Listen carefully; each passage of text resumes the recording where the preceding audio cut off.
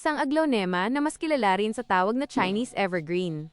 Napansin ko na mayroon itong magandang variegated o batik-batik na pattern sa mga dahon. Narito ang mga detalye tungkol sa iyong halaman.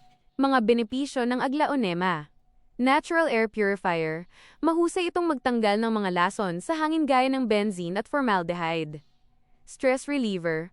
Ang pag-aalaga ng aglaonema ay nakakatulong sa pagbabawas ng stress at pagpapaganda ng mood sa loob ng bahay o opisina. Low maintenance.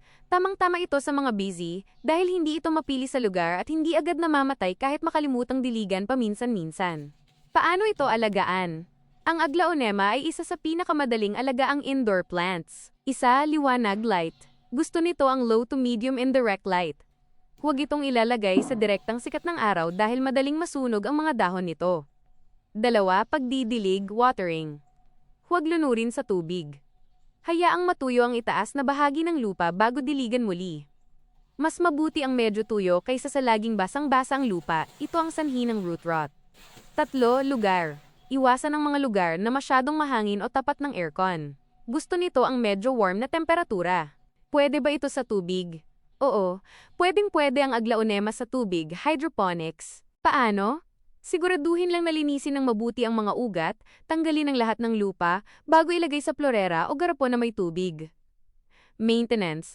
Palitan ng tubig tuwing 7 hanggang 10 araw para hindi ito malumot at hindi pa mahayan ng kitikiti. Tip. Siguraduhin na ang mga ugat lang ang nakababad sa tubig at hindi ang mismong mga tangkay o dahon para hindi mabulok. Paalala, ang aglaonema ay toxic sa mga alagang hayop, aso at pusa kapag nakain, kaya ilayo ito sa kanila. Gusto mo bang malaman kung anong klase ng pataba fertilizer ang mainam gamitin para mas lalong lumago at maging matingkad ang mga dahon ng iyong aglaonema? Narito ang ilang tips sa paggamit ng pataba o fertilizer. Isa. Uri ng pataba.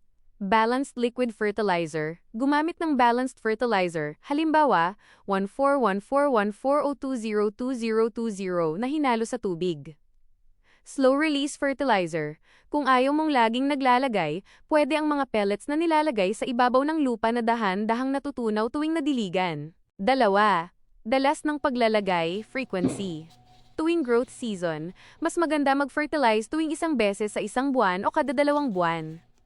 Huwag sobra. Huwag lalampas sa rekomendadong dami dahil ang sobrang fertilizer ay pwedeng makasunog sa mga ugat at maging sanhi ng pagkayumanggi ng dulo ng mga dahon. Tatlo.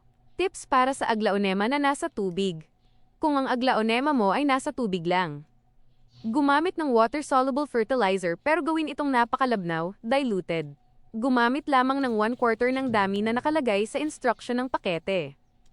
Siguraduhin palitan ng tubig pagkatapos ng ilang araw kung naglagay ng fertilizer para hindi ito pamugaran ng algae o lumot. Paalala, siguraduhin na basa ang lupa bago maglagay ng liquid fertilizer para maiwasan ang fertilizer burn sa mga ugat.